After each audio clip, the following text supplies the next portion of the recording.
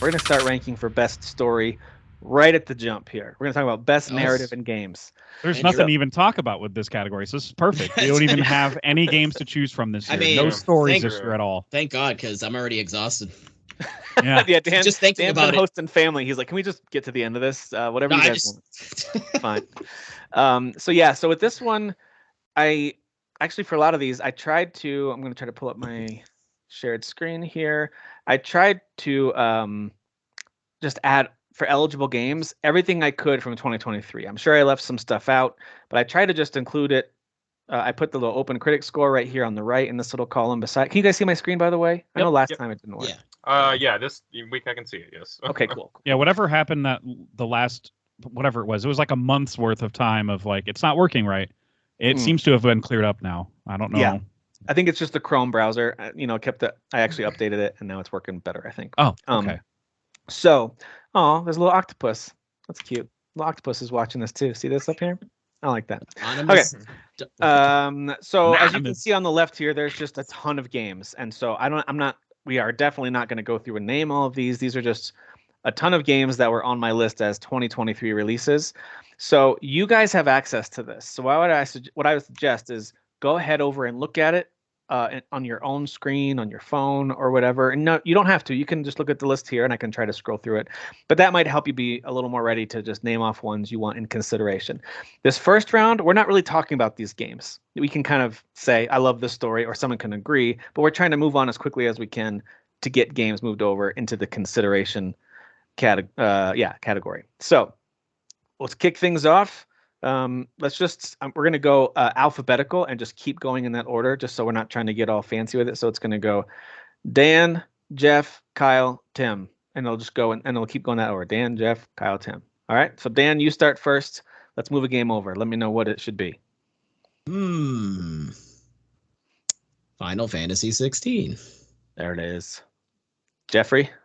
I have no others to talk about, so True. That's the only game with a story this year. It's literally the only game with a story. Let me see. I made my own list. Jedi Survivor. Okay. Go ahead, Kyle. I'm just gonna piss people off right away. Starfield. Yeah, dude.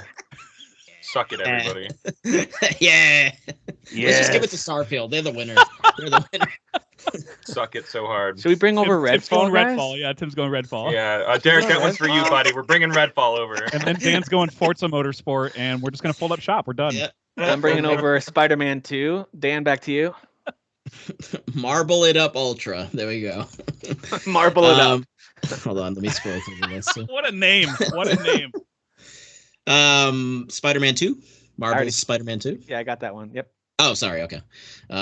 Baldur's Gate 3. Okay. Jeffrey?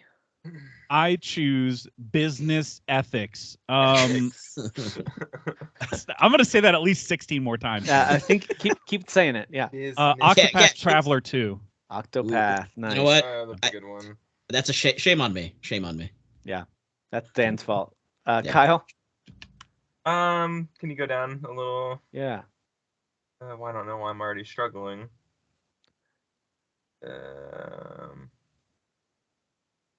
Just bring over Tears of the Kingdom, but it's probably not going to make it. Okay. All right, I'm gonna bring over Mage Seeker, a League of Legends story. It's got story in the title. We might have to bring all those over. Good You know, story. Yeah, just Control F and story. just and, find anything with story. We have to bring it. Yeah. Control F. I'll start at I'll scroll down to the bottom here. Dan, what else should we bring over? Scroll. We'll do one more of these, and then I'll just start kind of naming some, and you guys say yeah or nah. Scrolling. Jeez, just way too many video games this year. This is A insane. lot of games. Yeah. Yeah. Crap. There are some that are not here too. I wouldn't pick them for this category, but there are some that are not here too that I'm like, yeah, but when would I ever talk about those? It's such a busy year. It's true. That's a good point. I mean, I want to say Hogwarts, just even though I haven't played it yet, but I feel like you guys super enjoyed Hogwarts. So I think the story. Yeah, I liked it, yeah. The story, yeah. Yep. Jeff? Talos Principle 2. Nice. Kyle, what do you think? Oh, already back to me. Go up to towards the top, or at least scroll up just a little bit. I think there's a big one at the top that haven't moved over yet still. Say what it is. Say it. Say it. Say it. That's on Kyle. That's on Kyle, dude. I don't want the heat. It's in the A's. It's in the A's. Except the heat. Oh, Atomic Heart. Oh, yeah, Alan Wake 2. Duh. Yeah. Sure. That one's okay, I guess. It won a statue for it, I guess. I don't know. Yeah. I'm going to bring over Hi-Fi Rush. Okay. So now we've all brought over a couple of games. Let's just go through and I'll name them. Ones that jump out to me, and you guys either say yay or nay if it's even what we're talking about. And by the way we usually handle this too, for those of you listening and watching, especially if it's the first time you've seen us do this, if not enough of us have played it or experienced it, or we haven't played it enough of it, we usually just say, hey, I'm sure that's great, I've heard it's great, we just can't talk about it, so we can't really rank it. So sometimes we leave it off for that reason. I'm gonna go ahead and bring over Assassin's Creed Mirage, unless someone's really opposed to it. It has a story, whether or not we like it. Hey guys, it has a story. Yeah, it has one. I'm not bringing over Highland Song or After Image, although those two did jump out at me as games that have stories to them, unless you want me to bring them over for consideration. Yeah, Highland Song is more of like a complete, the whole thing. It's not really the story that makes it good, in my opinion. It's like, and I didn't play enough of After Image, although I do have a Let's Play up on our channel. It is a fun game, and it has cool lore. I just haven't. I hear Space for the Unbound is a really, I don't think any of us has really, I played the demo, didn't like it, but like, I hear the story is really good. Just wanted to shout that out.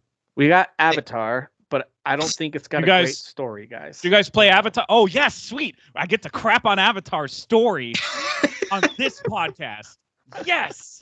Yes. And it's required to justify not moving it over. Yeah, story's fine. We can move on. Mm-hmm. Oh, okay. Thank you for that. Thank you. Did anyone play enough of Cereza and the Lost Demon, the Bayonetta Origins game, to say if it's? I mean, it's interesting. Yeah, it's interesting. Just the demo, though. I didn't buy it because it's still like $70. So I think Sea of Stars is worthy of being at least considered. Let's bring Sea of Stars over. I want to bring over Bramble. Bramble, Bramble for sure. Let me get Sea of Stars so we don't forget that one. Stars Good C. Call. By the way, I just got. I know Scars Above is kind of a swimming in 6s, it looks like, not even 7s, but I did grab it on sale. It's on sale on the Steam winter sale right now. I'm interested in that one. Oxenfree too, since we're here. Yeah. Good call. We are here. The story for Persona 5 Tactica. Anybody gonna be able to talk about that? Played enough of it to be like, yeah, the story's good. You know, and I haven't heard anybody really talking about it either. Yeah.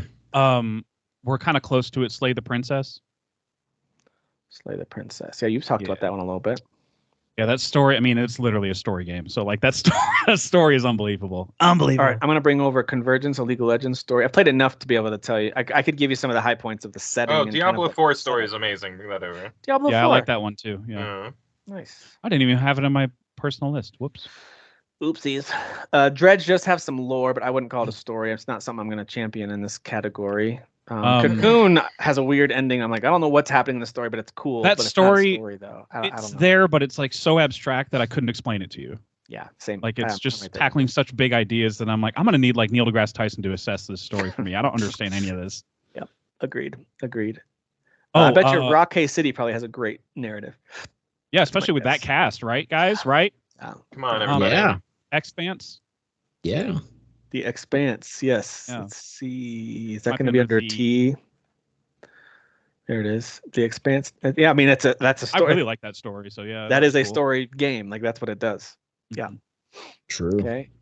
I know a lot of people love Chia and the little story that it tells, but none of us really got into that one. No. Okay. The only other one I had was Planet of Lana. I don't know how you feel about that, Tim, because you're the only one that beat it, I think, right? It's got a nice little narrative to it. Yeah.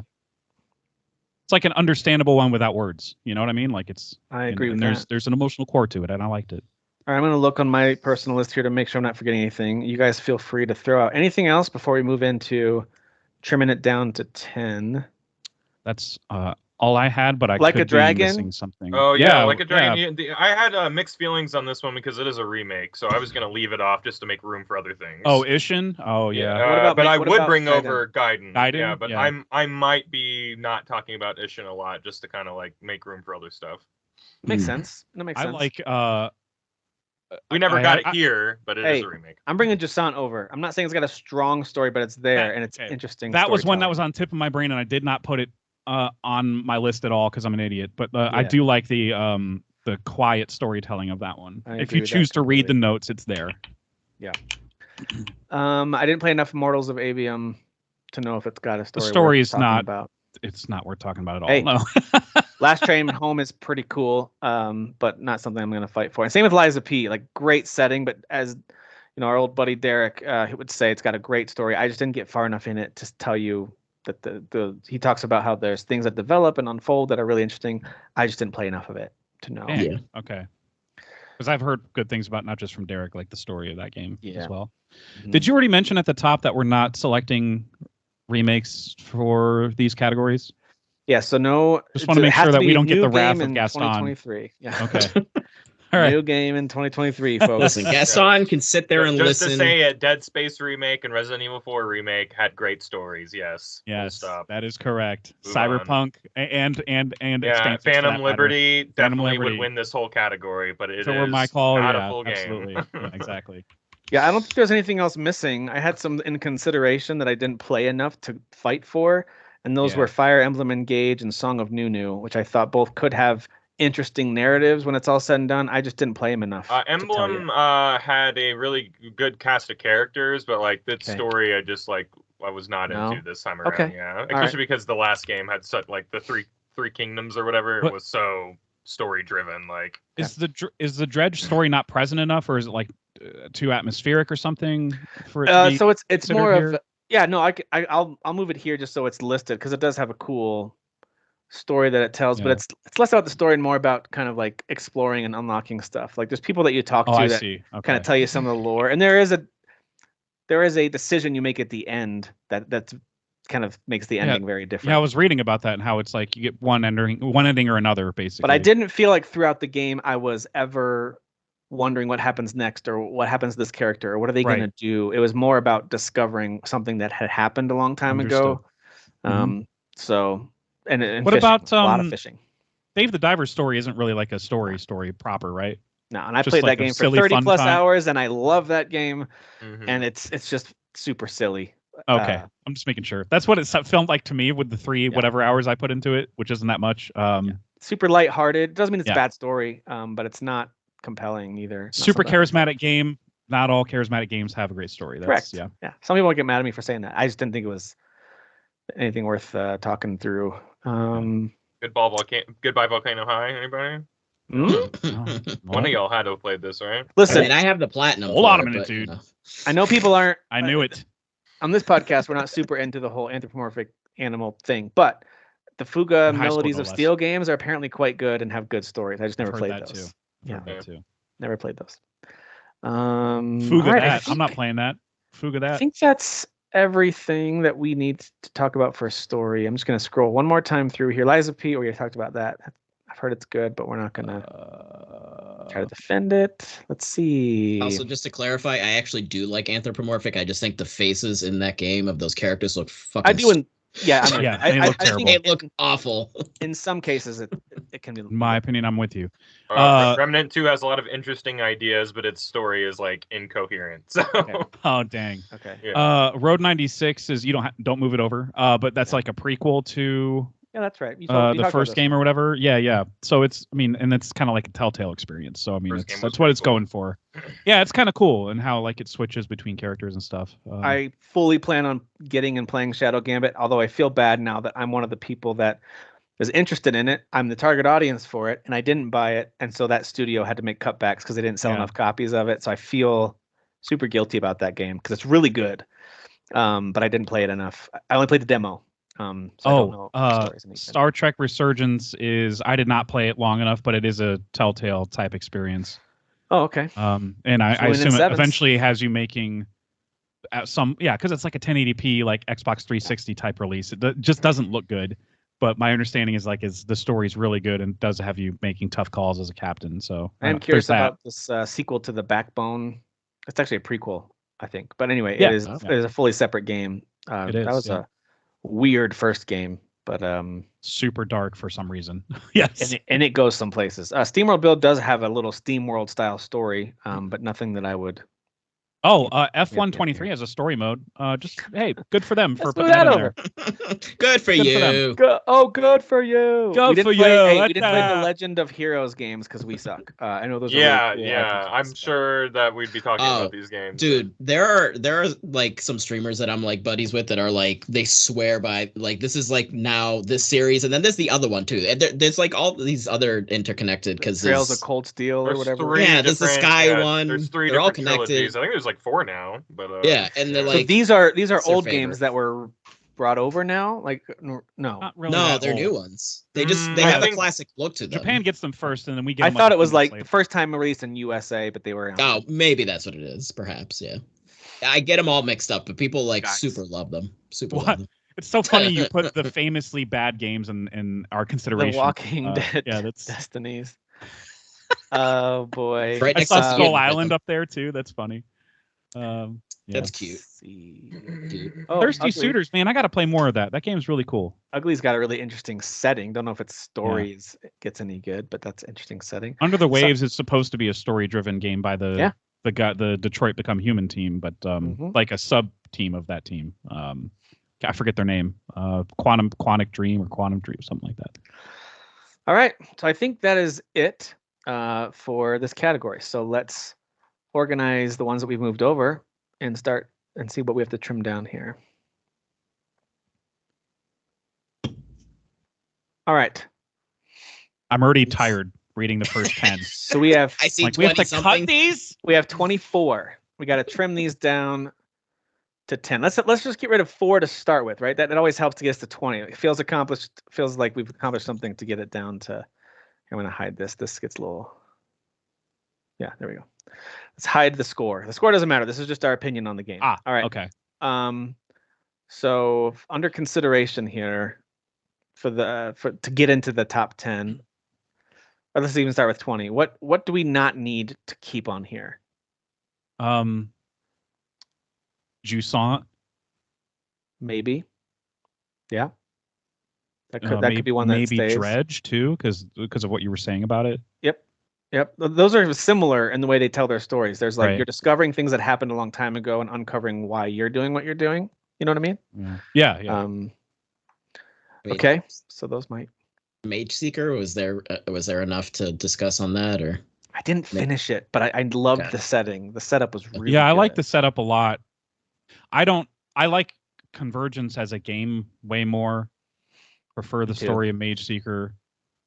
But both I don't feel particularly strongly of like these probably aren't going to make the top 10. The top 10, yeah. Zelda Which might means not they're either, terrible, obviously. Zelda probably won't either, to be honest. It might not, but big one. I do have some strong opinions on the story, but I'm not going to it's not a hill I'm going to die on compared to the other strong narratives that are out there. But we might end up, just because of, obviously there can only be 10 if we follow our own self-imposed rules that we've totally made up. Yeah. I don't think that Expanse will make it, even though I really like that game. The game is because not enough of us have played it. That, and I mean, I've certainly played other Telltale games that I'm like, oh man, that story. Bro. Yeah, I have too. It's a really good story, but it's yeah. Wolf Among Us was one of those for sure. All right, I'll put it. I don't know how you felt, Kyle, about the. I didn't even finish it. I liked it, but I didn't have a lot of compelling to finish it. It's got a cool finale, but that's. I don't know. There's just really, really strong contenders this year. Okay. Yeah. I don't know that the story of Hi-Fi Rush is something I can champion, although I love that game. It's just not a great narrative. Like it's a Saturday morning cartoon story. It just happens to be insanely charming and fun. Yeah. But this isn't the category for it, and I love that game. It's one of my favorites of the year. It's kind of what I was. We are aligned in our thoughts on that. Yeah. So that's helping us a little bit, moving it forward. Let's see here. I think it's safe to leave Zelda toward this direction too. I don't think it's going to make top 10, but we'll leave it there for now. I think we can move. I mean, as emotional as I got at some points of the story, and by not as emotional meaning I got super cry, tear heavy or whatever. But there are moments that really like touched my soul. Okay. But Planet of Lana, I don't think it's going to be in the 10. Yeah, that's a tough one. You think so? It's really good. It tells a great little story. I think so too. And it's funny, the other category tonight that we're going to talk about is music, and music plays a big part in that story working so well. You know what? That's true. Damn, they do go hand in hand. You're right. So maybe that one might not make a top 10, but I don't want to move it out. Okay, let's leave it for now then. I think I'm the only one out of the four of us that finished Mirage, right? Yeah, I didn't finish. Yeah. Well, okay. Yeah. I'm gonna go ahead and move that one out because I'm the only one who would fight for it, and I'm not gonna. By the way, it's not bad. It's just not great. I couldn't even I'm gonna forget it by this time next year for sure. I won't really remember what happened in that one. I don't want to break any hearts here either. But I'm gonna ask because Dan beat it, and I did too. I don't feel that strong about Sea of Stars as a story. I mean, I think it's good, but I don't like. I think that's not my favorite part of it. I think the thing for me that I feel strongly about is the bonds aspect of the game. Just the strong friendship bonds of the brother and sister, and then their friend there. Garl.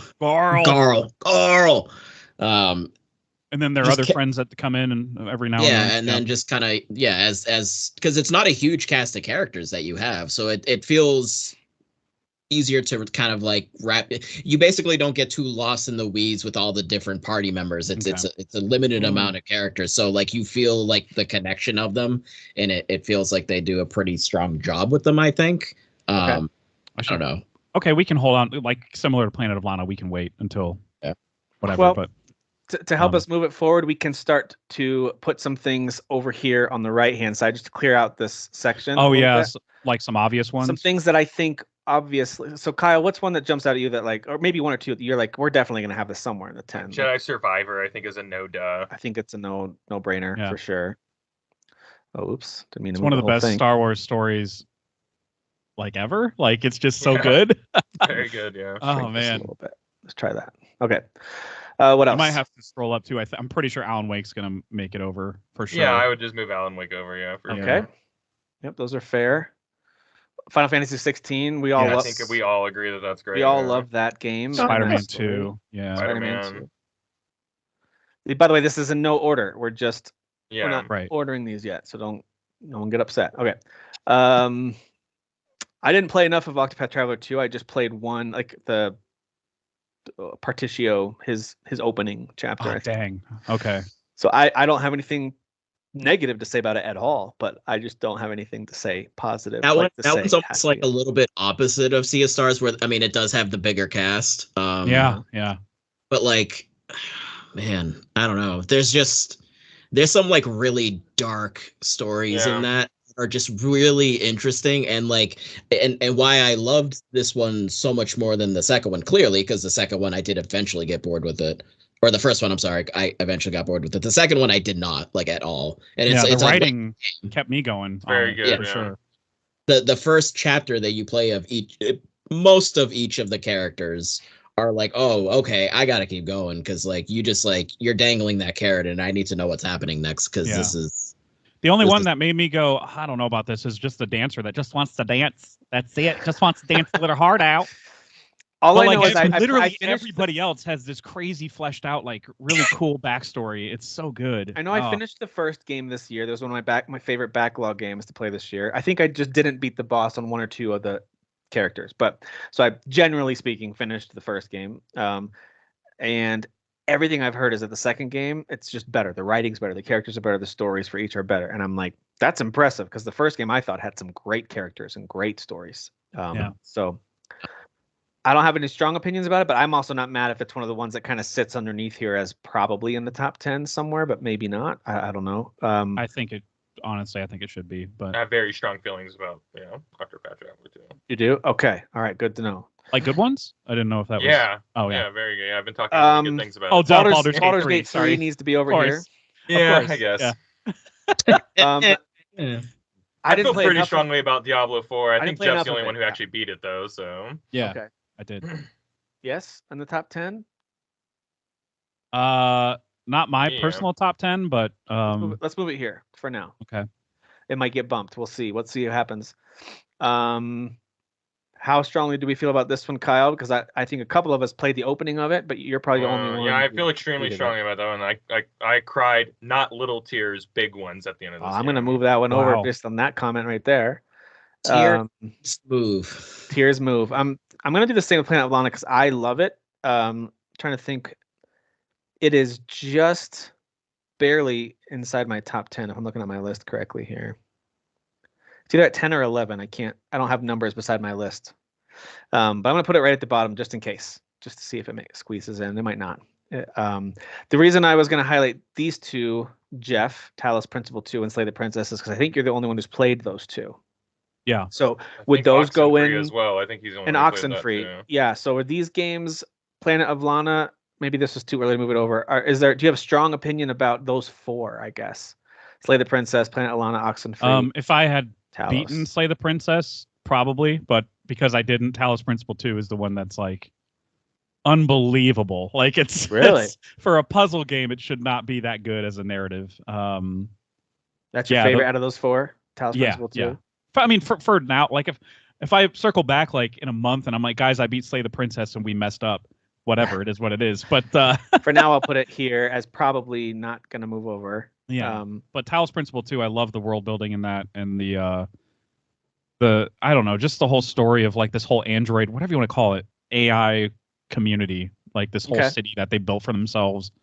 And there's a whole reason that you're traveling to all these islands with puzzles on them. Like they're trying to find the source of a signal, and maybe it'll lead to some, like their creator or something. There's a religious reason for it, basically.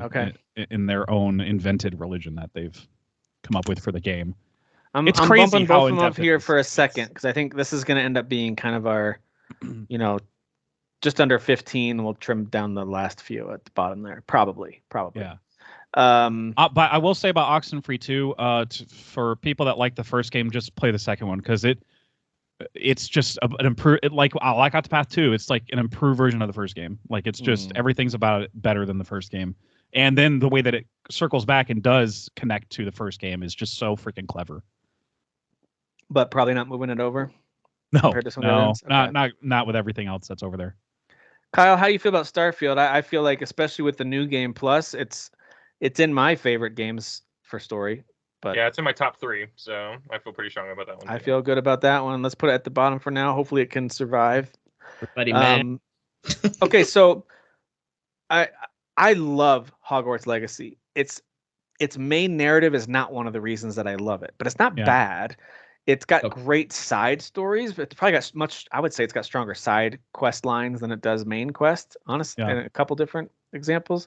But the characters are great. The world building is amazing. And that's all that all builds towards the story. I've made that argument before, so I don't want to be consistent. So I do think that Hogwarts Legacy overall has a very strong story.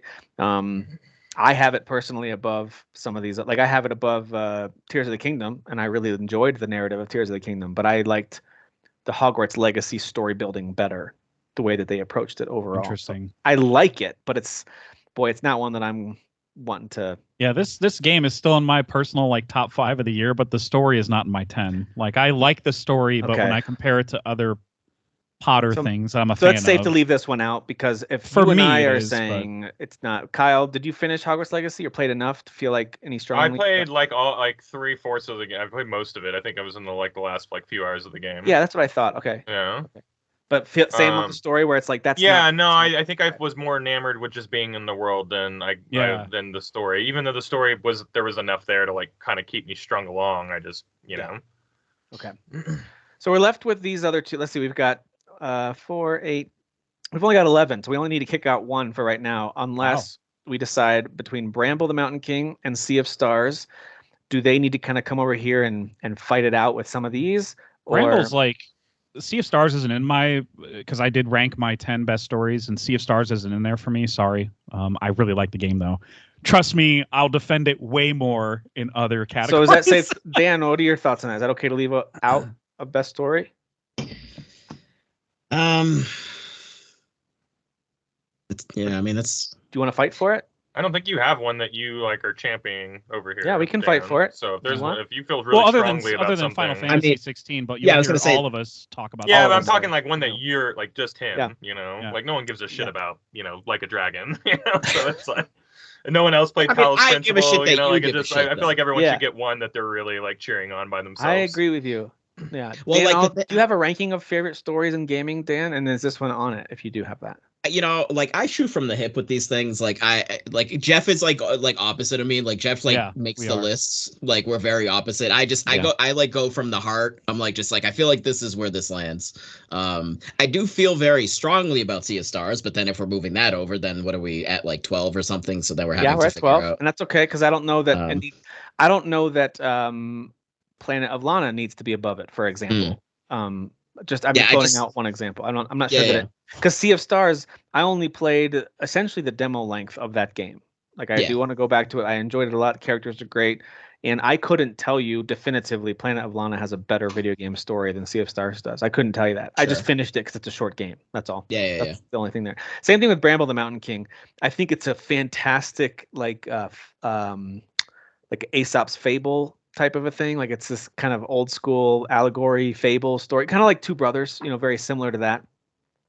But I don't know that I think it belongs in the top 10 of story of the year, although I did like it a lot. I have that and Planet of Lana right in the same spot.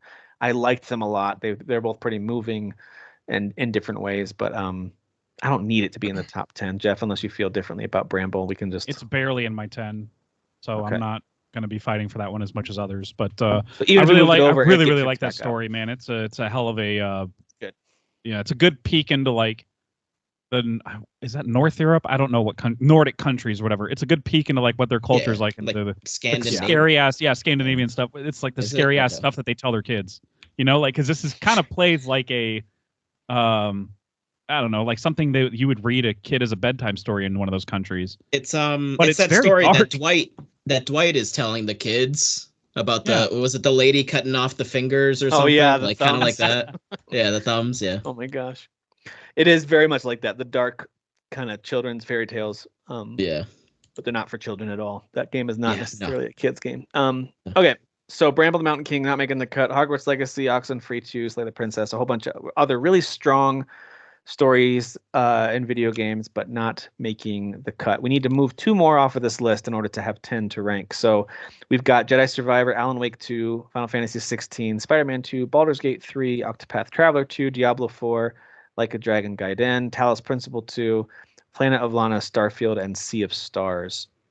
Moved over here in no particular order at the moment. Let me just to make sure that everyone is aware that that's in no particular order. We're going to do this. We're going to alphabetize them. There we go. There you go.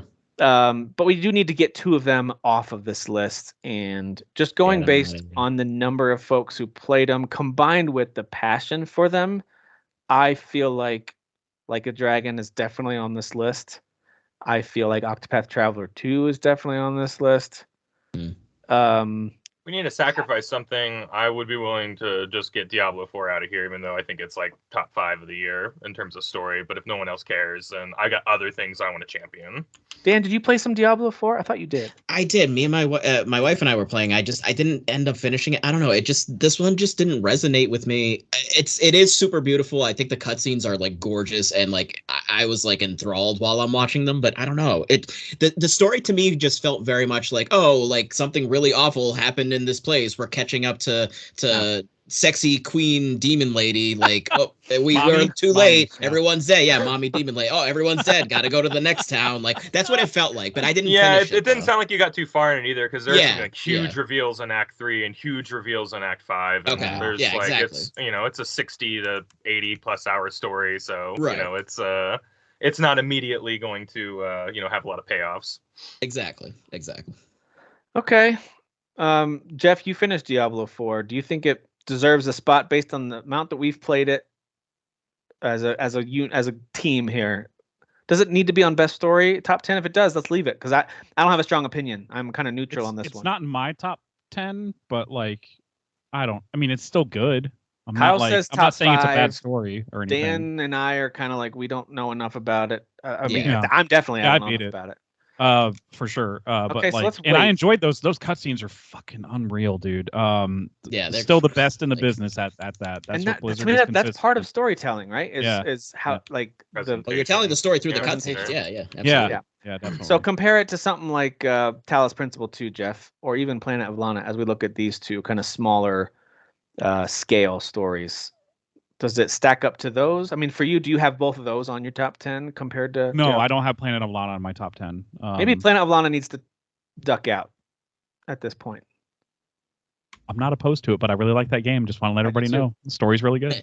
I do too. The music's really good too. You guys will hear at least a clip of the music at some point in this episode. It's great music. Yeah. Did you get both? Because I think there's like two distinct themes that keep coming up in that game. There's also one where a lady starts singing, and it's just such a good moment where she starts singing the song. It's like a really moving moment. Family member. It's really good. The game is like too. It's great. It's not too good. That's not a thing. The gameplay, you know what I mean. It's good. Is not going to win any of my favorites, but right. Yeah. Ironically, okay.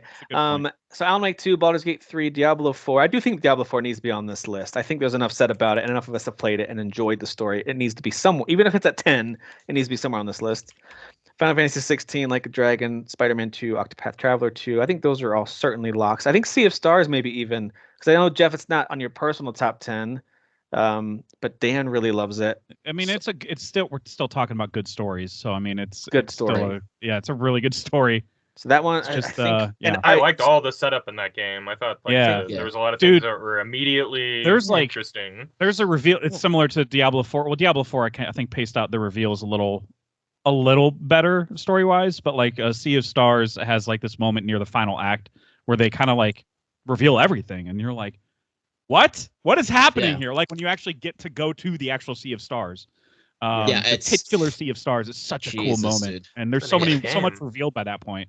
So I feel very strongly, and I know that people think I'm an Xbot for saying this. I think Starfield is a fantastic story, both in the side missions and the mainline narrative. I think is great, and it leads into New Game Plus in a way that by itself makes the story really good. The way they do that, I think that kind of. I keep hearing that, and I'm like really intrigued. I just haven't gotten to. Yeah, I hope that stays intact for you too, because it's a great review. And I don't want to oversell it like it's the best thing ever. It's just like, boy, was that clever and a really cool way to work story into New Game Plus. I think that by itself is a and just like you said, like there's a lot of side stuff that are like super memorable. They really take their time to do that Bethesda, Skyrim, Fallout style. Like, hey, we're gonna hit you with really good short stories throughout your big story adventure. Yeah, you know? And the side characters' quest lines, you go on them, and really, really good.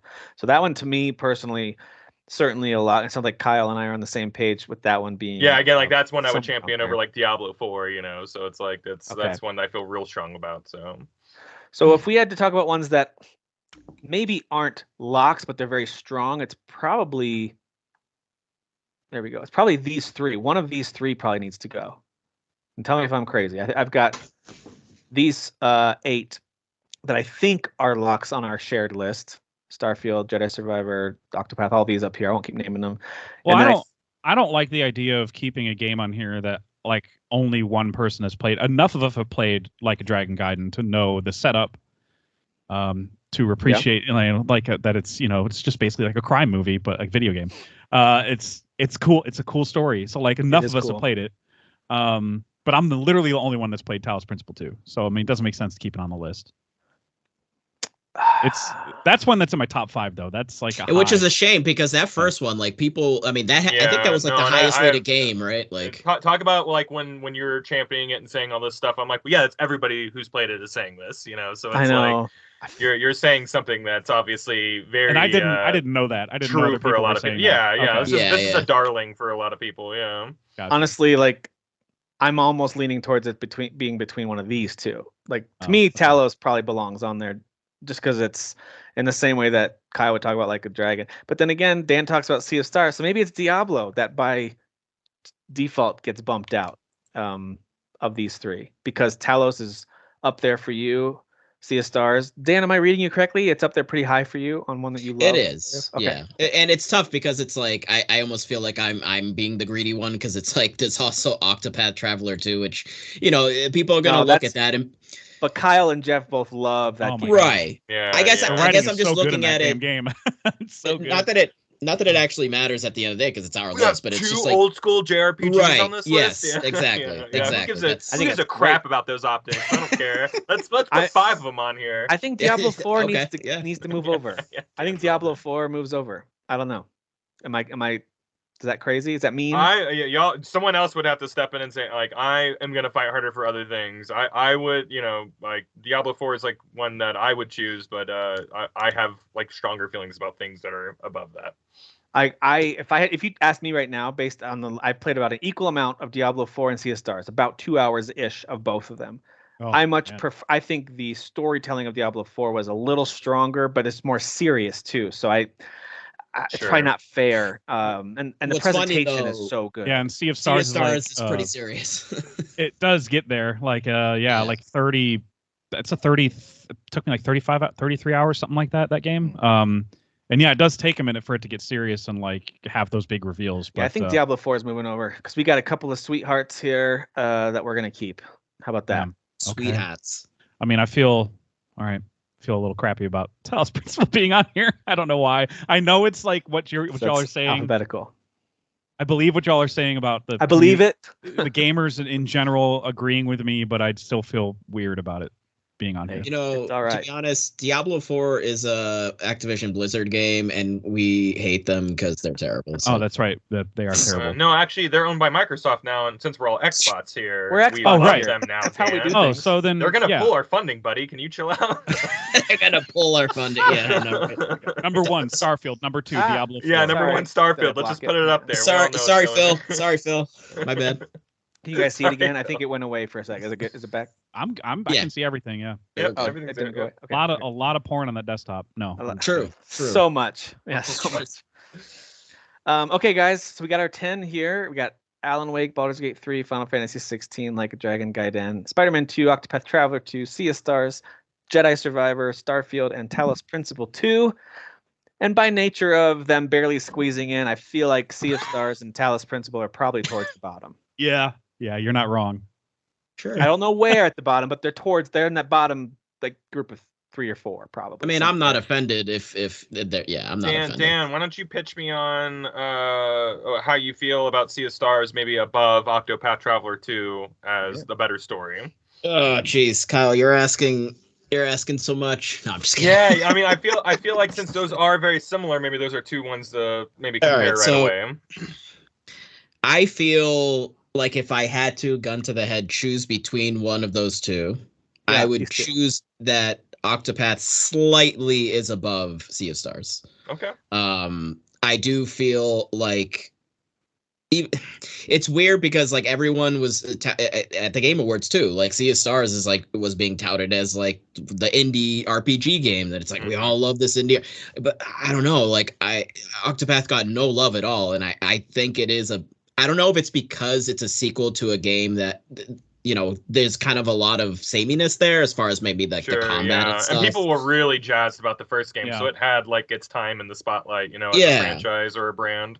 Because people did skip the second one. They were just like, well, it looks like more of the same. It's like, but it's not. People missed out. Yeah. Everything about it is more refined because I went back and played the first game after 2. And and it's like even the combat, like in the backgrounds and stuff, like just feel a little more refined, like not earth-shatteringly different, but there are improvements made to every aspect of the game. It's a sequel sequel. That's what you're saying. And I think Sea of Stars just really spoke to a lot of people because it felt like this like love letter to these games that we haven't played in so long. Mario RPG, Chrono Trigger, things like that. So I think it just really spoke to a lot of people, and it did for me, absolutely. But I don't know. I do think Octopath Traveler 2 is a slightly better game. Okay. All right, that's fair. Let me turn the corner a little bit and talk about Like a Dragon, especially when you think about stuff like Starfield, Kyle, and Octopath. I know you love both of those stories, and even Jedi Survivor.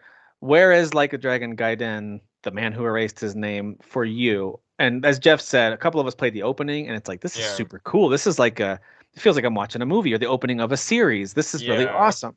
But we didn't really get into the meat of the story itself. I would say that, like, of all of these that we're looking at, like a Dragon is at the bottom of the stories that I enjoyed this year. Of these, like, 5 or 6 years. So you would, as far as gaming stories, you'd put Survivor and Starfield over Like a Dragon Gaiden? Yeah.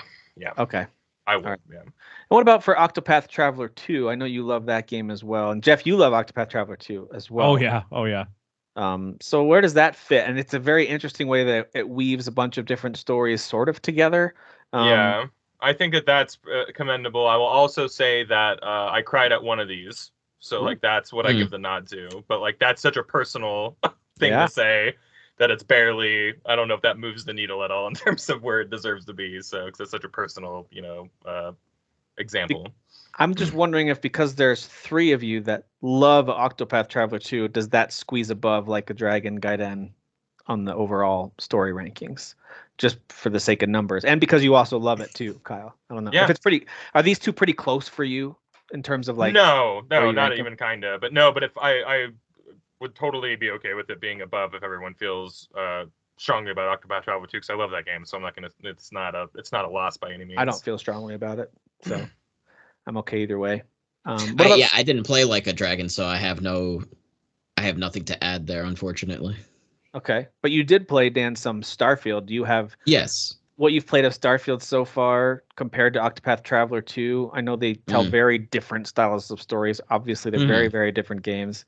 But as far as when you think of, like, the narrative of either of those universes that are being built, do you feel like there's a big separation for you between those 2? Not big, but enough of a gap in between there. I mean, I do enjoy Bethesda games. I mean, Fallout 3 is one of my favorite video games of all time.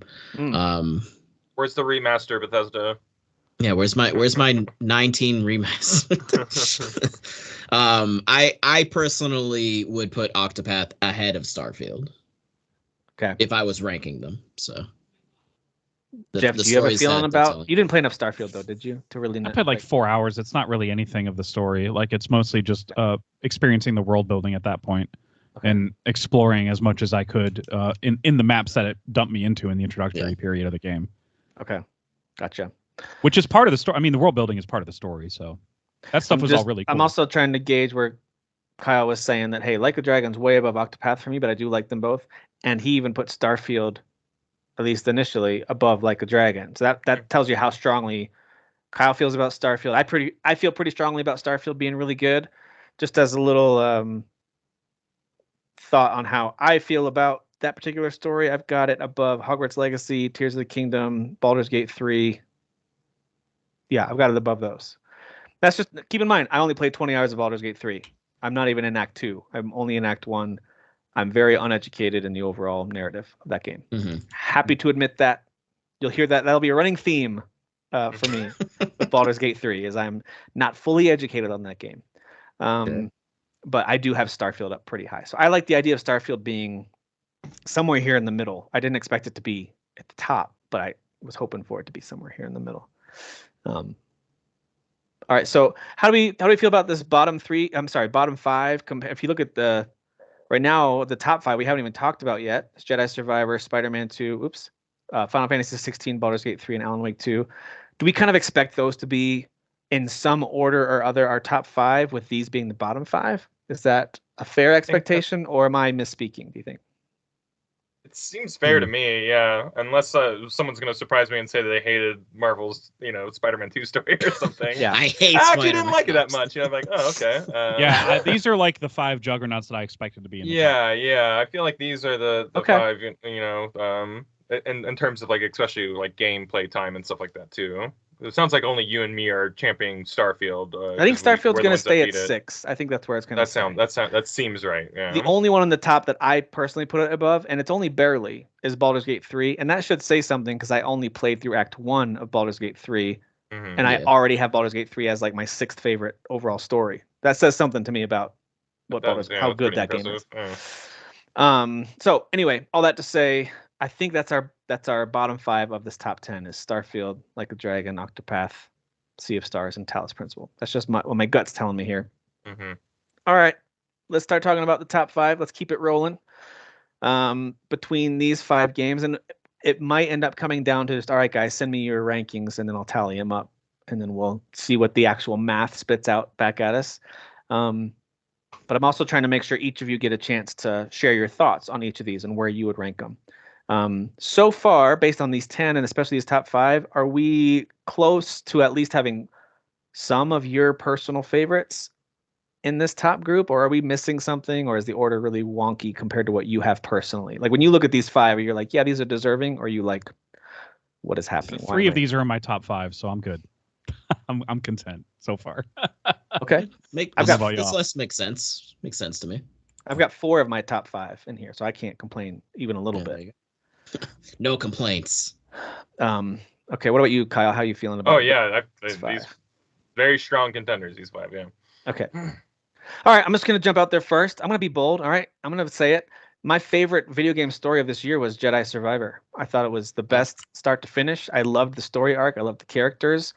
It does have the advantage of being a sequel, but you could say on the other hand, that's a disadvantage because expectations are high and fans could get really riled up with what you decide to do with characters. And I loved what they did with this game. I thought it was brilliant. I thought it had a great twist. I don't want to give anything away. We're not going to spoil any of these games if we can help it, but it's got a fantastic twist that leads to a very, I thought, personal and emotional showdown compared to the last game, which was a little more of a set piece showdown at the end. This is a little bit more personal and kind of almost feels like a private battle at the end. It's just really interesting the way that they handled this one. And so I love it, and I cannot wait for the third. But that's my personal favorite out of all these. I just wanted to throw something out about Jedi Survivor. We haven't talked about that story yet, but man, do I love the story of that game. It's so good. That's not a takeaway from any of these other ones. I love the stories in these games too. Dan, tell me about Final Fantasy 16. Is that I'm assuming that's your favorite story. Am I crazy? It almost makes me always feel like cliche, like, yeah, I'm going with Final Fantasy, but I mean, it's in this case, story though. It's a great story. It really is. It is if you're just saying correct things, yeah. And I think what like kind of adds to it too, for me, and it like comes across as negative, but like it's just how I feel. Like it's such an upswing for me from 15, like. 15 to me is one of the weakest Final Fantasies. I've expressed that before.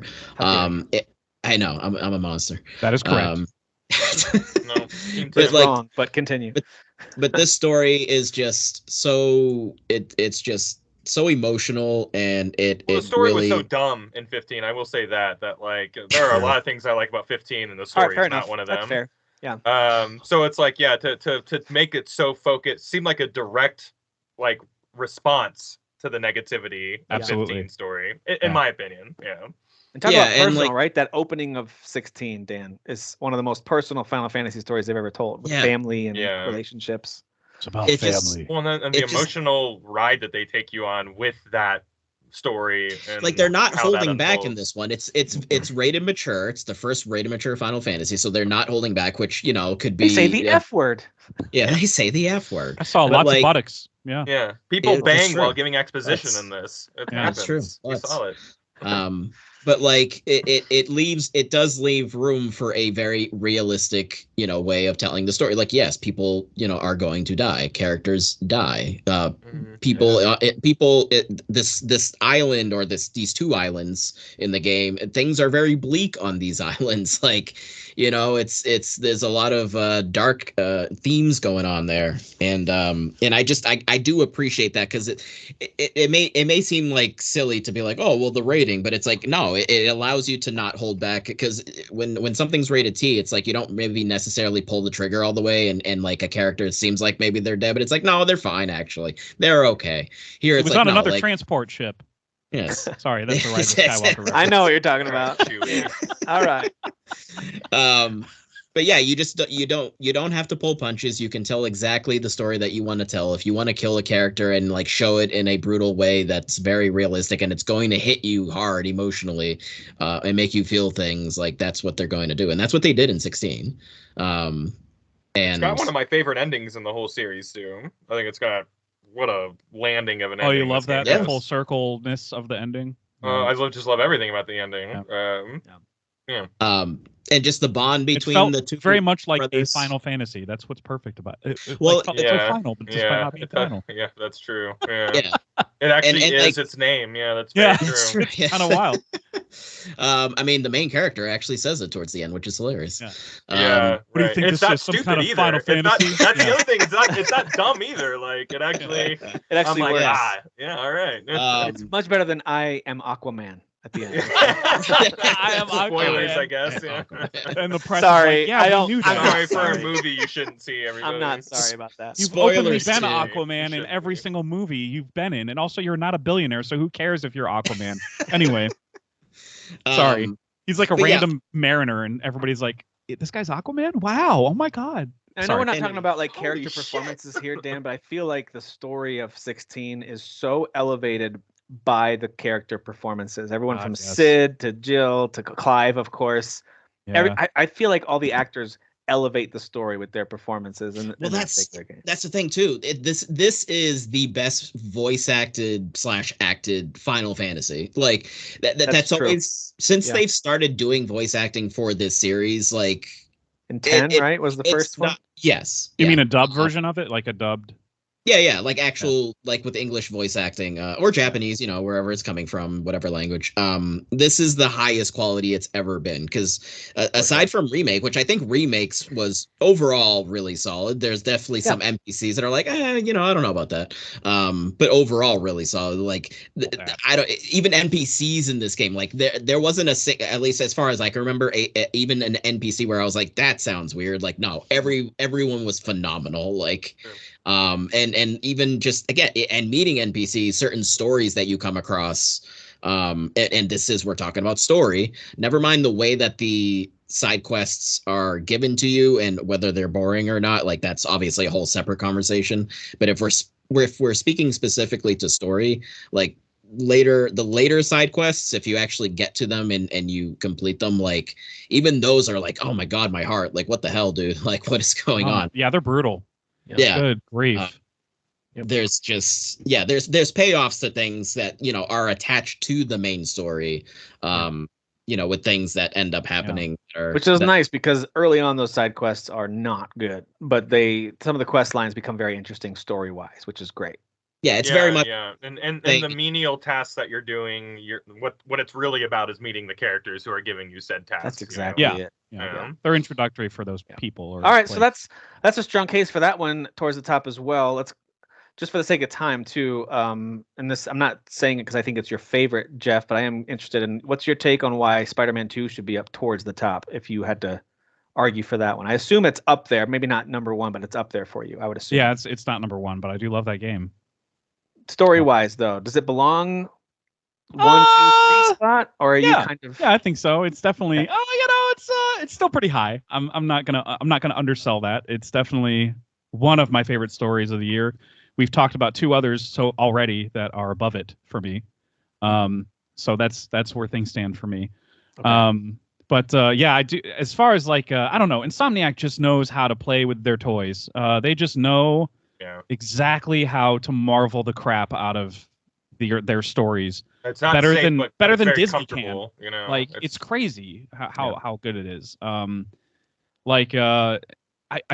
especially loved the I don't know, it just felt very real, even though they were like fighting each other in superhero suits and stuff. The MJ and Peter dynamic in this game in particular, like felt like I mean, they're not even married yet, but like a married couple going through a real tough time, and they're really trying to compromise with each other every second of every day. And of course it comes to a head in that really cool spoilers. It's kind of like a fight scene, but you'll get to it. Yeah. That's a great scene. And then very personal stuff they dig into it. Yeah. Really personal. And the Venom stuff. is just like bringing that's the characteristic of it that we've all known is it brings the worst elements of yourself out of you. The idea of it being a poison is played out in the character. Right. Right. Exactly. And they told that perfectly because they just know these characters so well. And they knew to keep that crap away from Miles because he's too wholesome at this age for that. And I respect their restraint in that regard because he needed to go through it in a more, and he did go through it in a more like authentic, unpolluted way, like with Martin Lee. and how he genuinely felt like that urge for revenge on his own without the help of Venom. He already had that urge. And like for him to go back through that organically. Great arc. Such an awesome arc, dude. Yeah. Well, also, how old is he in this game? Like, he's like 19, right? He's like about to go to college, or I think he's 17 because I think he's finishing up high school and trying to apply to college. It's just that he goes to a school that's like a fancy schmancy school, right? But to write a story for, if you do think about it, just from the realistic perspective, I mean, him being a kid and like what he's going through and the feelings that he has to feel, but he's also a superhero. So it's like, like realistically, you're going to be pissed off about this thing because of, what Martin Lee, did in the past. But like, like him fighting with that, it's like, it's there's some moments there that are pretty, this game has I think it's got a lot of classic storytelling tools that it uses in terms of like, hey, let's show how temptation affects a person and ruins relationships, and when you give into it, it causes destruction. Hey, let's show how redemption can be achieved and how that can restore relationships, but sometimes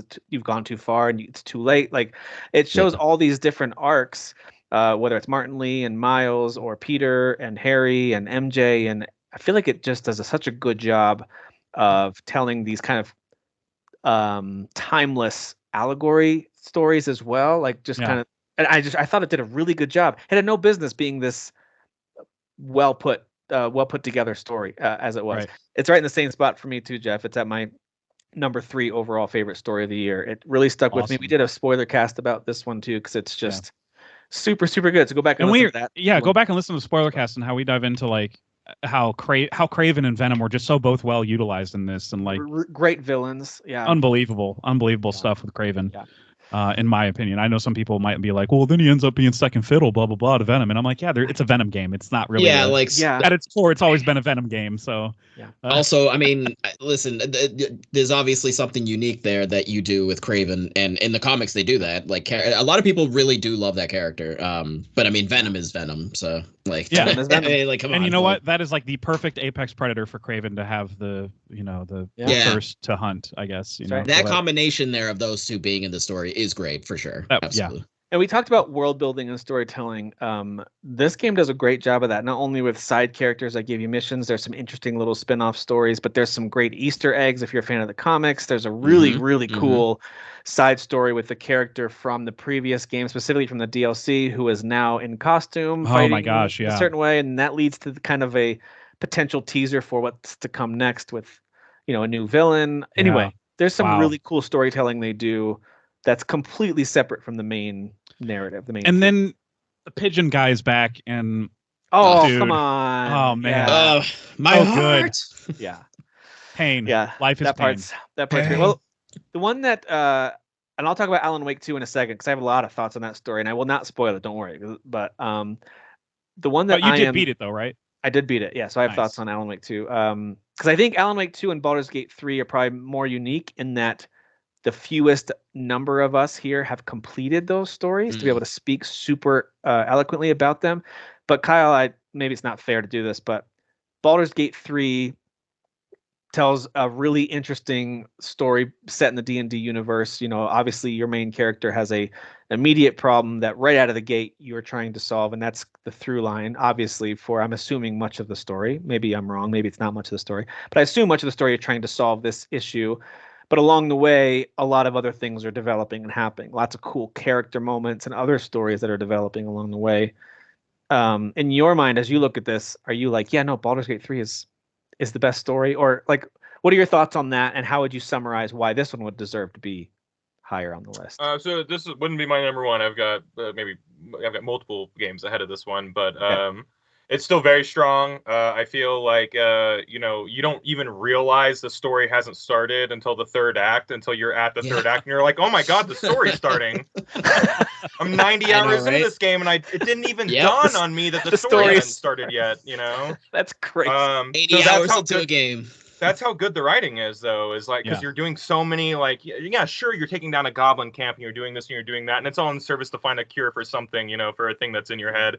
But, like, you're not getting a lot of resolution in that story. You're resolving all these other little mini stories, not unlike Starfield, where it's like, oh, I've run into this thing that's specific to this area, and I'm gonna see this. I'm gonna see this entire thing through, and then get a major payoff for this specific tiny story, and then it'll move on to kind of something else.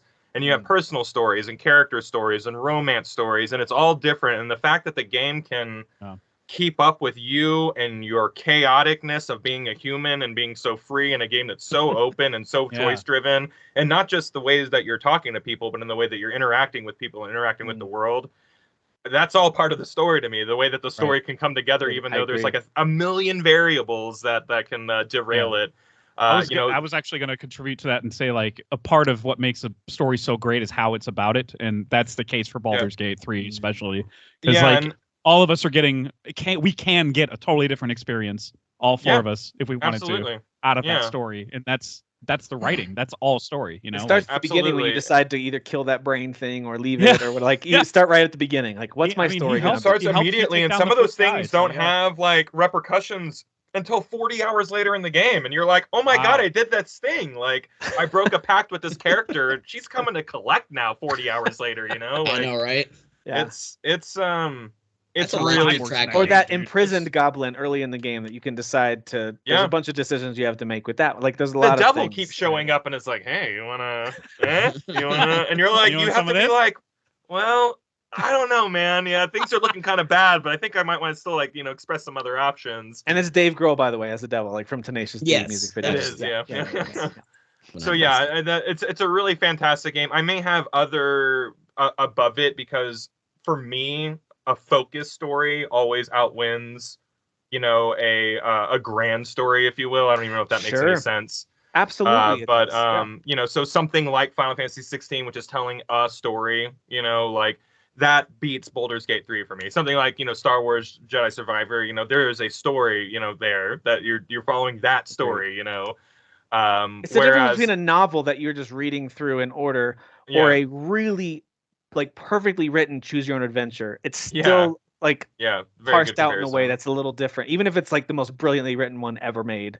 Right. It's still you can just tell when you finish a story that's focused, you go, wow, a lot of real energy was put into this telling this story, this this legend, this tale, or whatever, So I agree. That's the only reason things would be above it. I think that the magical nature of Baldur's Gate working in any sort of way with all the different variables deserves some sort of accolades that maybe outweighs some things, but just on my personal list, that's kind of how it falls. And by the way, everyone listening, we're just kind of, like Dan said, we're shooting from the hip here a little bit when it comes to making an argument for them one way or the other. There are times, and it's already happened here tonight, there are times as we talk through things, I'm like, I don't think I actually have that one at 6. I think I have it at 5. Like I shift things around as we talk about it, or as you guys remind me of things. I mean, so we're human, and we only have so much capacity in our brain to remember a story, especially these games that are 80 hours. How did I feel when I played Jedi Survivor in April? You know what I mean? Like, right. I think I remember. Also, the amount of games this year was just absurd. So disrespectful, honestly.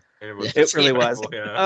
Listen, the last one here on our top 5, and then we'll start talking through, based on everything we've said, where do we think these fall, which I kind of like doing it this way when it comes to like a strong group of 5.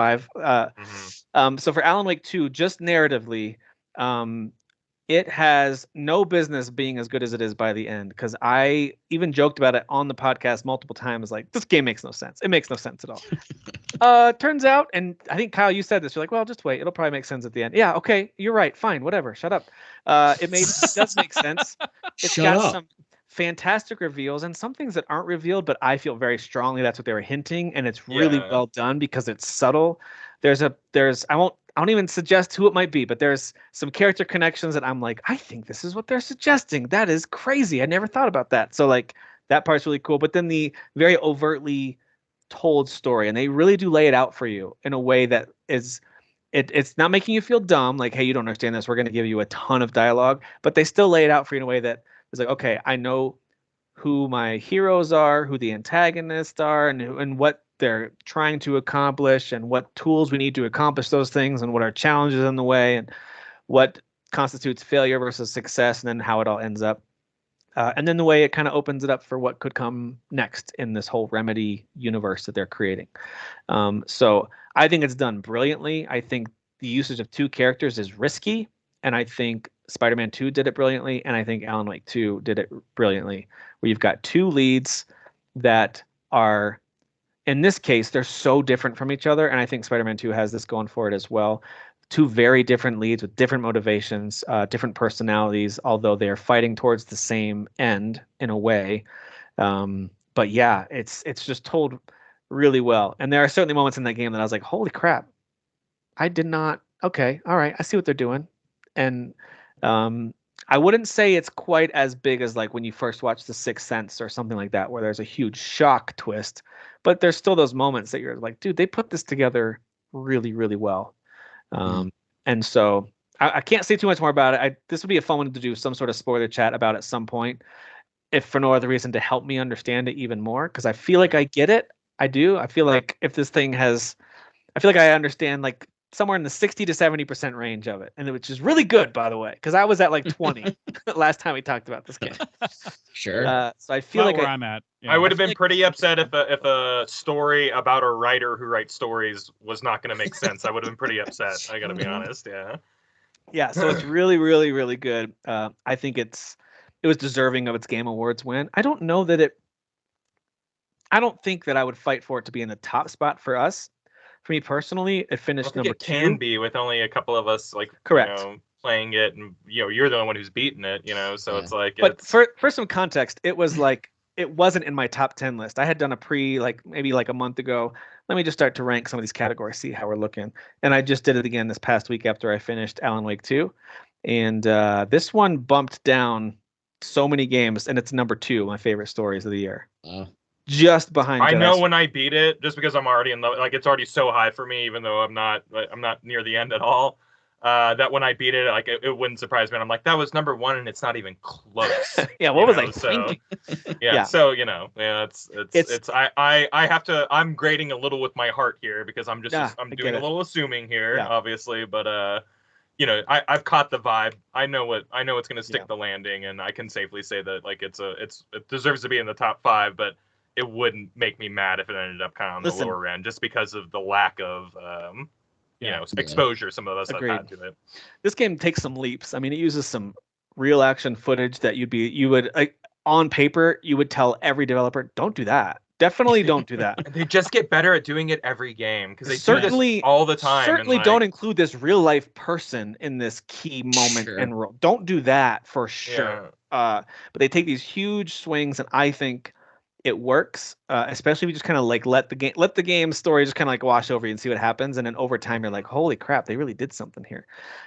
So anyway, all that to say, I think it's phenomenal. But as we were all talking, and I'm listening through everyone's thoughts, I'm starting to get the vibe that right now on this list, sorry if you've been just watching, it's been stuck on the screen while we're talking for a long time. Alan Wake 2 and Baldur's Gate 3, I feel like are probably our 4 and 5. Based on what everyone's been saying. Am I talking like Kyle, Dan? I saw Jeff nod, so I think like maybe you agree. What do you think, Dan? I have, because then I'm looking at Star Wars, and I unfortunately haven't played Star Wars yet. I finally have Star Wars, haven't played it yet. You own it. That counts for something. I own it. Yeah. Which says to us that you think it's number 1 story. All right, moving on. That's what I heard. Yeah. It's actually the best what? He might story. Be right. But hold on. You said Alan Wake and Baldur's Gate 4 and 5. You said. I don't know if that's the order. Maybe Baldur's Gate 3 is 4 and Alan Wake 2 is 5. I don't know. I'm just saying I feel like based on our experience with them and how, because everything that you were saying about Final Fantasy 16, I'm like, I agree with that. I agree with that. Yeah. I agree with that. Like that game is really high up there for me. Same thing with Spider-Man 2. So like I'm in agreement with what you were saying about those 2 games particularly. And I know that I waxed eloquent about Jedi Survivor a bit, and you haven't played that one, and so you can't really say yay or nay to that. Too. But I don't know. I feel like so then I'm wondering, is Alan Wake 2? So if we were to say Alan Wake 2 is 4, Baldur's Gate is 5, so that would be Star Wars above. We'd have to decide between Star Wars, Spider-Man, and Final Fantasy for the top 3. But so, do we feel strongly that Star Wars is better than Alan Wake 2? I do personally, but that's just my personal take. What do you think, Kyle? That is my number 2. So yeah, Star Wars is. Okay. Okay. That's my number 2 as well. Yeah. Okay. Yeah. I mean, I think we feel strong about that. It's my number 1. So yeah, I think it's. Well, you're wrong, and the rest of us are right. Have it at 2. So yeah, there's obviously a real number 1, Tim, but we'll get to it. Okay. Yeah. I'm just gonna take another sip of this here. It's actually gone now. All right. Time to get loose, fellas. Guys, no more organic. Organic is gone. I'm down to just water now. Oh man. Oh, that's how they make it organic. I think what you said. I think that fits. So I think we're good with these, although always open to revisiting the order of something down in the bottom 5 here. I do think Baldur's Gate 3 lands at 5.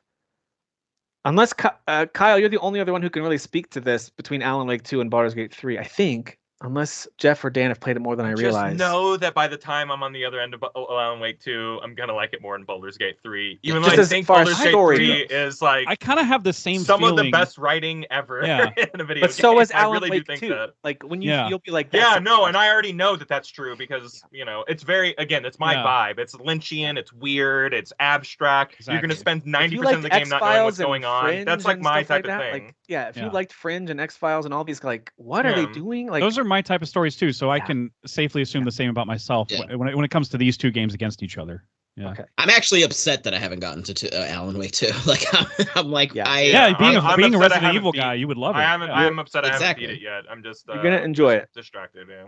You're gonna enjoy it. But I think what Kyle said about Baldur's Gate 3 is like a good point. Not to say like it's a detriment to Baldur's Gate at all, but like it is dependent on how you go through that game, right? I mean, if you could beeline through it and not get the most amazing, you could lock yourself out of a lot of really cool decisions and stories by being an asshole. You know what I mean? So, yeah, exactly. Or by being good. Can't you lock stuff out by being good too? Sure. Like, you absolutely any decision you make locks you out of other decisions that you can make down which the road, is hard. If you're like a completionist, you need to let go of that stuff and just no, this is your only game for the rest of your life if you're a completionist. Like but yeah, so I think that's that kind of like not all over the placeness, but like the amount of like paths. Yeah, it's just not focused like how we were saying with 16. Like 16 is a very deliberate focused story that's very, impactful. So Dan, curious about your thoughts on Spider-Man 2 as far as narrative goes. Was that your second favorite story of the year? You already talked about 16 being your favorite. Was Spider-Man 2 your second favorite story? Or is there something else on here or elsewhere that maybe isn't even on the top 10 that you liked more than the Spider-Man 2 story? I think it would be Spider-Man, yeah. Or 2 or 3 at least. Like it'd be up there for you, right? Yeah, it would be up there. Yeah, I actually felt very strongly about Octopath Traveler 2. But I get that that's not something that would be in the top 3. And it's fine where it is. It makes sense. Okay. But yeah, I mean, like I've said before, I mean, Spider-Man is my favorite superhero. Venom is my favorite villain. They're both in there, obviously, and it was told very well. And there you go. Yeah. And again, mixing in Kraven in there, I think was really smart. I thought that was really fun to do that. And the whole element of it, like everything that pertains to Venom and what Venom is without getting into specifics is I don't know what's the word I'm trying to think of, but it's just very intrinsically tied to Spider-Man, like in the story, like to Peter, to Spider-Man and everything, and if you know who it is and what's going on, it's like it's very impactful. They took known characters and moments from the Marvel checkerboard, whatever, and just shifted the pieces around a little bit. Yeah. But like we all know the players, but some of them are playing different roles with characters that we know. Yeah. It's really a what cool. If. I love it's like their what if. Right? I don't want to call it safe. I want to call it comfortable. Like I'm really comfortable with all these elements, but there was nothing safe about the execution. The remixes were really, good shots. Yeah. So I think this probably is not going to take us voting because I already know you three. If I'm reading you correctly, Final Fantasy 16 is your number 1 story of the year, right? For all 3 of you. That is correct for me. That's mine. Yeah. Oh, okay. Yeah. For me, it was number 2 for a long time, and it is. This sounds like an insult, but it's not. It is barely at number 4. Like I'm talking. Alan Wake 2 should not be above it. Like it has no right to be as like it should not have hit me the way that it did. But I loved. Yeah, I didn't expect that. It's gonna be my number 1, Tim, when I beat it. I promise you. We're gonna have a conversation in a couple months where I'm gonna be like, you and I really should have fought for Alan Wake. I know. Yeah. Hopefully, I'll get the itch to play it too. Yeah, I'm really sorry I didn't show up for you, buddy. So, I want to be super clear that Final Fantasy 16 is one of my favorites. It just happened to be also in a year where Spider-Man 2 it just hit me more personally. I have that. I mean, those two are like we're talking like 9.9 versus 10. Like they're so close. And I was trying to think like how do I pick between the two? And I eventually went with the one that I thought Final Fantasy 16 I felt started super personal and then maybe by the end didn't have as much of a personal like battle happening at the end compared to Spider-Man, which started a little less personal and by the end it was very personal. So I don't know why. For some reason I give the slight edge to Spider-Man 2. I don't know why that's and same thing with Jedi Survivor, by the way. I felt like that story it became more focused as the narrative went along, which a good story should, and by the very end I cared so much about the outcome of what was happening, and so that's why I ended up Final Fantasy 16 for no insult on its own. It didn't do anything wrong. I'm not going to sit here and nitpick what it did wrong with the story. It's just 3 other stories happened to hit a little harder for me. I'm saying all that because I do think as a shared ranking with 3 of you having it 1 and one of us having it 4, that's me. And it's like at a very close 4. I had a group of 4 games at my top, and then I put a space and then put the rest of the games. That's how close those 4 were. And then all this other bull crap nobody cares all about. All this other junk. Yeah. So garbage. I think it's our shared number 1. It's just a matter of parsing out. I think probably Spider-Man 2 ends up at number 2 and Jedi Survivor at 3. I could be wrong on. Jedi is my number 2. I feel it's my number 2 as well. It's my number 1, but it's not. It only feels crummy because Dan doesn't have exposure to it. But I think if I Dan can promise you, Dan, you're really gonna like this story. Oh, I mean, I liked Fallen Order. I did not dislike that game by any means, and I'm assuming this one's an even stronger game, much like Octopath Traveler 1 to 2, right? Yeah, they just they like honed in everything and like you know. And they listened to what people were saying about like some of the writing and stuff like that. The story just like destroys opening the maps up. Yeah, the story is so much better than the first game. Destroys and the story in the first game was good. I thought so too. Yeah, I like the story of the first game too. Yeah. I mean, it sounds like Star Wars would be above Spider-Man then. I assume you guys have I like our momentums. This doesn't change anything, but Spider-Man would be my number 5 of these top 5. And Jeff, where do you have like that's 3? And I love it. That's just these are just a strong 5 for me. Yeah. I've got Spider-Man at 3. Jeff has it at 3. Dan, you've got it at 2, maybe 3. Like if you included Octopath. And so I think even without, you don't need to pull out any numbers for that. Like the fact that all 4 of us have it in our top 3 or 4, somewhere in that range, I think it's got to be number 2 because Jedi Survivor is like 1 and 2, but then it's off a list. Does that make any sense? Like to me, like it doesn't get enough points. Even if we were to add them up, it wouldn't even be off on your list at all at this point because you haven't played it. Sure. So that's why I think this is the order of the top 3. I think it's Final Fantasy 16 into Jedi. I'm good with that. You know, did we end up doing a Survivor spoiler cast? No. Did we? I don't remember. I thought you guys did. We might. I don't remember. I feel like we did a spoiler cast for all the top 3 at one point. I could be wrong though. I don't know. Yeah, I think we did. We did. Okay. There's no way to know. We can't go find out. No, I am literally. I am immobile right now. It's impossible for me to move my keyboard. Can't go look. It's impossible. I can't reach my keyboard that's right in front of me. It's too far away. Yep. I think this is our top 10 stories of the year. Yeah. And I love what's been said about each of these. There's so many good narratives. And I love too that we didn't have to go into like, well, this one failed at this aspect. Shut up about it. It was really also good. By the way, like we somehow ranked something without taking shots at anything. That'll happen later, but for now we've kept it. Don't worry, that'll happen later. But I like that I don't know. For me, I used to get so I'm still invested. Don't get me wrong, guys, but I would be so invested in like even just the placement, like Octopath Traveler being 8 to me. I'm like with Dan. I'm kind of like that game's story is so incredible. What are we doing? But it's still in the top 10, and it would still be in the bottom 5. So it's like, cares. It's being fed. It's okay. Right. It's like being fed. I honestly like these are the 4 that I cared about Yeah. Like I really liked Baldur's Gate 3 so far. Starfield was a blast. It's interesting having those two right next to each other, by the way, because a lot of the story depends on a lot of your choices. So correct. That's very, very and true. That's where the writing thrives. So I'm not as invested as the rest of you. So I'm okay if we want to make one final move. Do we need to make a move of any of these? It's inconsequential. It doesn't matter to me. But funny that you say between Baldur's Gate 3 and Starfield, and then you're looking at the two classically inspired RPG games right next to each other too. Yeah, Octopath and Sea of Stars. It's a really interesting year, man. I do wonder how we're going to look at 2023 a few years down the road in terms of gaming. I feel like with we should be done talking about the list now, and I'm sorry, but I feel like the difference between Octopath and Sea of Stars for me, like Octopath Traveler wrote the individual characters and their backstories and stuff like so much more intricately and better, in my opinion. And Sea of Stars built out the world better, if that makes sense. Oh, interesting. You know what I mean?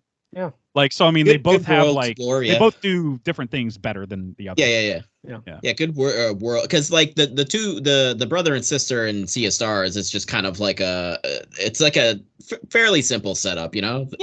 The store kind of delivers them, and then they're like the moon and the sun kids, you know. So. Now I do have Octopath Traveler 2. I bought that and Triangle Strategy on some Square sale on Steam. Mm-hmm. I don't know, in the summer or fall or something. I think you'll I think you'll definitely notice the huge differences when you get to more of the characters, like in the quality of the writing from Octopath 1 to the 2 for sure. That was my problem. Is I think I was like 70 hours into Octopath. They're long. 1. Yeah, they're super long. And so I was just kind of Octopath out. You know, I was just like, I don't really want. Yeah. Well, that's what happened with you with the first one. That's got to be the appealing thing with Sea of Stars for I know Kyle's not here, but for both of you is like it's a 30 to 40 hour game, if that, unless you decide to go back and do the true ending, which will take a lot longer, because the final boss fight is like super long. I hate that phrase, true ending, but go ahead. It's like a true secret ending. Let's call it that. Which honestly actually is the true ending, because if you know what it is, you're like, oh, okay, god damn it. Yeah, I was like, god damn it, the game really wanted me to do that. Yeah, I just didn't have. It was like an extra 8 hours. I just didn't have time. Yeah. I didn't have it. But the fact that it is a shorter experience than Octopath by like half. Yeah, I mean, it's got to be somewhat appealing. All right, guys, there's our top 10 best stories of 2023, at least in gaming, okay? Not best stories overall, but in gaming. So number 10, we've got Talos Principle 2. Number 9 is Sea of Stars. Number 8 is Octopath Traveler 2. Number 7 is Like a Dragon Gaiden, The Man Who Erased His Name. Number 6 is Starfield. Number 5 is Baldur's Gate 3. Number 4 is Alan Wake 2. Number 3 is Star Wars Jedi Survivor. Number 2 is Marvel Spider-Man 2. And number 1 is Final Fantasy 16. It is interesting that nothing in the top 5 is an original IP. Everything is a sequel in that original, in that top 5. And then even outside of that, only 2 are not sequels, right? Starfield and Sea of Stars are the only non-sequels in this list. Well, 16's not a sequel. Starfield's just the same mechanics at the last. Okay, fair enough. You're right. Yeah, we don't need to get into the sequel debate. You're right, but it is part of a franchise, I should say. Also, Starfield is super mid. What are we doing in talking about it at all? Why did it even get number 6? Hold on. I like how our top 2 are PlayStation exclusives, but we're Xbox. We're Xbox. Yeah, we're Xbox. But hold on. You know what? Let's just. Here. But Phil's gonna be mad though. We gotta bump Starfield up. Phil's gonna be mad. Like, come on, give us the Xbox bump. Starfield is. Number 1. There we go. All right, guys, that does it for best story. I knew that one would take a little extra time. It's also super fun. I love that category. It's my favorite category. So I feel like that would be this an overall game of the year will be like the toughest one for sure. Yeah, I think so. Yeah. I kind of want to start with that one. Yeah, let's tackle that one. It'll be a few weeks till we get to best game of the year, and it'll be interesting to see how that develops. I didn't even have to bring up the fact that the story part of, because it was mostly unanimous, the Final Fantasy 16, the lore check thing that you do when you hit the that's part of the story. You get extra points for that one square. Yeah, that's part of the story, you know. Like if you see, for example, you see those 2 people doing it, and you're like, who are these people doing it? You pause it, and you can go to the active lore thing. I can put names of these people who are doing Who's doing it? Yeah. Who's doing it right now? Who do it? Oh, they be humping? Wait, who are they? Who do it? Who humping? Who's humping? Who humping? Oh, God.